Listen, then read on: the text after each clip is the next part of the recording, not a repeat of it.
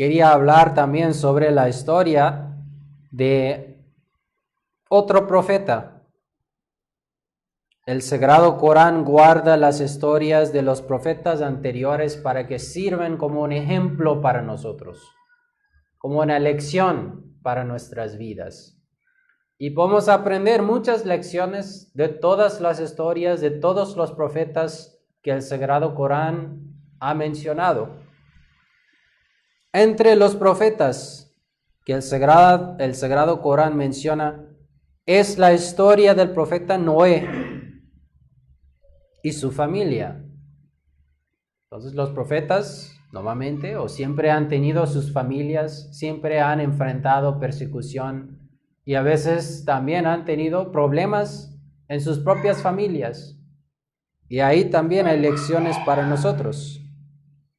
El Corán dice que el pueblo de Noé era idólatra y Noé hizo todo lo posible por predicarles el mensaje de Allah. Hizo todo lo posible por decirles que hay un solo Dios, hay que abandonar los vicios, hay que pedirle el perdón, hay que arrepentirse y hay que dedicarse a la obediencia de Allah, de Dios.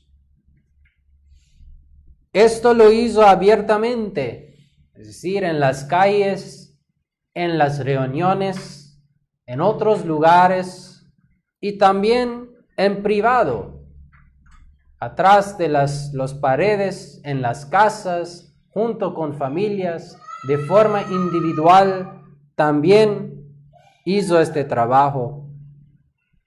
Y el Sagrado Corán menciona que este grupo de personas tenía no solo un solo ídolo, sino que tenía varios ídolos. Y menciona sus nombres como Wad, Suwa, Yagus, Yaquk y Nasr. Entonces esto también es un aspecto de la idolatría, que no sienten satisfechos con un solo ídolo.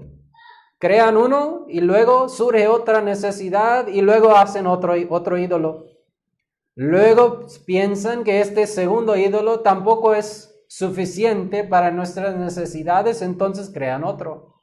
Y así llegan a partir de los siglos creando diferentes ídolos según sus propias necesidades. Entonces,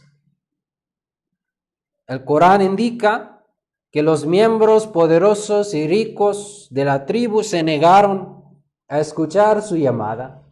Empezaron a burlarse de él, como es la actitud realmente de la persona no creyente. Y al final, Allah dice que Dios le inspiró una oración contra ellos y le ordenó que construyera un arca, es decir, un barco enorme, en el que serían rescatados los creyentes del diluvio, del castigo de Allah, el castigo final que acabaría con ese pueblo desobediente. El Corán menciona que Noé fue instruido a predicar no solo a los demás, sino que también a su familia. Sin embargo, el Corán también guarda esta historia y dice que el hijo de Noé se negó a creer en él. Es increíble, pero a veces sucede. El padre acepta una religión, sus hijos no lo aceptan. A veces los hijos aceptan y los papás se niegan a aceptarlo. En este caso, en la casa de un profeta de Dios vemos lo mismo, que el papá fue elegido como un profeta de Dios, el mejor del pueblo, pero el hijo se negó.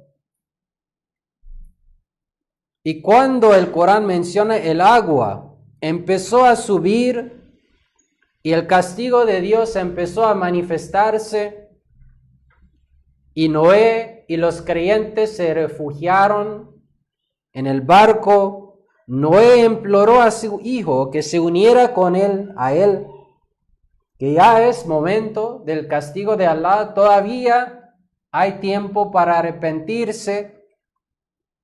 Pero su hijo dijo que no entraría en este contrato con Allah.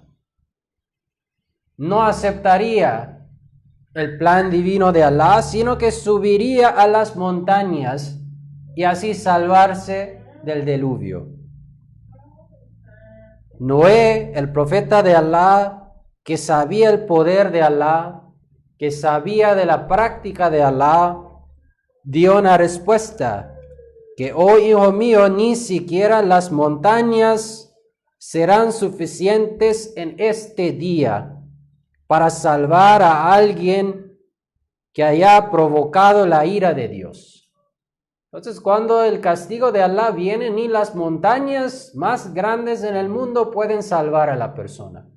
Es imposible. Entonces, el Corán menciona que el hijo de Noé fue destruido entre las aguas. Y la lección aquí, hay varias lecciones, pero la lección para nosotros, no hay un diluvio aquí, obviamente. No estamos enfrentando así un castigo tan claro de Alá. Sin embargo, debemos de preguntarnos cuál es nuestra montaña. Cada persona tiene una montaña en su mente, una montaña que para él es su plan de respaldo, para él su montaña es el lugar donde se acude internamente cuando intenta justificar su desobediencia a Dios. Todos lo tienen. Algunos piensan que es mi sociedad. Mi sociedad es mi lugar fuerte, mi montaña. Cuando viene algo terrible a mi vida, voy a refugiarme ahí. Para algunos es la familia, para algunos es su conocimiento, supuestamente, de cómo funcionan las cosas. Para algunos es el dinero o la influencia, otras cosas. Sin embargo, tenemos que recordar que cuando viene el momento del castigo de Alá, ninguna montaña nos servirá, ni físicamente ni internamente, ni ningún otro pensamiento. Una vez, un discípulo de un sufi, de un maestro, se acercó a su maestro y estaba enfrentando estos problemas, ¿no? Con las tentaciones del mundo y del pecado, y quería saber que, bueno, para mí es muy difícil alejarme de los vicios y de los pecados. Tengo que hacerlo, ¿no? Entonces se acercó a su maestro y le preguntó que, mira, tengo que pecar. Para mí no hay otro rescate. Por favor, deme permiso para hacerlo. Todavía tenía esta relación de respeto con su maestro. Entonces se fue a él y pidió permiso a él que déjame pecar una vez. Solo una vez y luego voy a regresar aquí en este camino y voy a arrepentirme y todo, pero tengo que hacer esto. Entonces el maestro respondió que te permito pecar entonces, pero solo en aquel lugar donde Dios no puede verte. Entonces debes de ir a aquel lugar donde Dios no te puede ver y ahí puedes pecar. Esto es la única opción. Pero sabemos que Allah no hay ningún lugar, ningún rincón, ninguna esquina, ningún cuarto oscuro, ningún momento donde Dios no nos puede ver. No hay ningún momento que Dios se aleja de su atributo de ser el todo conocedor o el omnipresente. Y si Dios nos está observando en cada momento, obviamente, no hay ningún lugar donde podamos pecar con la seguridad que esto quedará oculto ante Allah. El Mesías prometido, alayhi salatu wassalam, escribió un libro, el Arca de Noé. Y en este libro hay una sección que se llama Nuestras enseñanzas. Y en esta sección el Mesías prometido, alayhi salatu wassalam, habla sobre nuestras responsabilidades como ahmadís y qué debe de ser nuestro nivel de espiritualidad, de moralidad, de ética. nuestra relación con Allah. Dice que nuestro paraíso es nuestro Dios. Nuestra suprema felicidad descansa en Él, pues lo hemos visto y hemos hallado en Él la máxima expresión de la belleza. Es un tesoro que merece ser adquirido aun a costa de nuestra vida, una joya digna de ser comprada, aunque nuestra vida se extinguiera para obtenerla. Vosotros, los desposeídos, apresuraos hacia este manantial para que colme vuestra sed. Es la fuente de la vida que os salvará de la perdición. ¿Qué puedo hacer para implantar esta buena nueva en los corazones? ¿Con qué clarín he de anunciar por las calles que este es vuestro Dios? ¿Qué remedio he de aplicar para que vuestros oídos se presten a mi voz? Si os hacéis de Dios, no dudéis de que Él será vuestro. Dormiréis y Él velará por vosotros. Estaréis desprevenidos y Él vigilará al enemigo y desbaratará sus planes. Aún no conocéis los poderes divinos. De lo contrario, no amanecería un día en el que os sintierais afligidos por este mundo. El que posee inmensas riquezas suele deplorar amargamente la pérdida de una sola moneda, hasta el extremo de desear la muerte.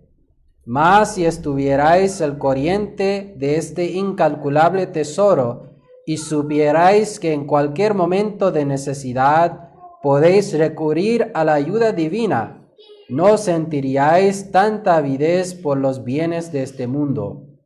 Dios es un tesoro precioso. Percataos de su valor, para que os ayude en todo momento. Sin Él no sois nada, y son vanos vuestros recursos y proyectos. No imitéis a otras naciones, que han depositado todas sus esperanzas en los recursos materiales, pues como las serpientes que muerden el polvo, muerden ellos el polvo del materialismo, como los perros y buitres que se lanzan sobre la carroña. Desgarran con sus dientes los despojos, son los más alejados de Dios, adoran a sus criaturas, ingieren carne de cerdo y beben vino como si fuese agua. Su espíritu ha muerto por haberse volcado en cuerpo y alma en los recursos materiales y por haber prescindido de la ayuda divina. El espíritu celestial les ha abandonado como una paloma que abandona el nido. Sus entrañas están infectadas con la lepra de la adoración al mundo que ha corrompido su interior. Temed pues a esta lepra. Yo no os prohíbo recurrir a los medios materiales necesarios. Lo que os prohíbo es depender exclusivamente de estos medios, como las demás naciones, olvidando a Dios, que es quien os provee de ellos. Si tuvierais el sentido de la vista, veríais que solo existe Dios, y que aparte de Él no hay nada. No podéis extender ni plegar el brazo sin su permiso. Esto hará reír el que está muerto de espíritu, pero cuán preferible hubiera sido la muerte a su risa. Precaveos, no envidiéis a las naciones que han alcanzado grandes progresos materiales, ni intentéis marchar tras sus huellas. Creedme, han olvidado completamente al Dios que los llama. ¿Y quién es su Dios? Un débil ser humano. En consecuencia, languidecen en la negligencia. Yo no me opongo a que os dediquéis a las actividades del mundo, más bien os exhorto a no seguir los pasos de aquellos que consideran este mundo como el único fin de su existencia. En cualquier tarea, material o espiritual, implorad continuamente la ayuda divina. no con meras palabras, sino con el convencimiento firme de que toda bendición desciende del cielo. Solo lograréis ser virtuosos cuando antes de emprender cualquier tarea y ante cualquier dificultad, os postréis humildemente ante Dios, implorando su misericordia para que os asista en las dificultades, antes de recurrir a algún remedio material.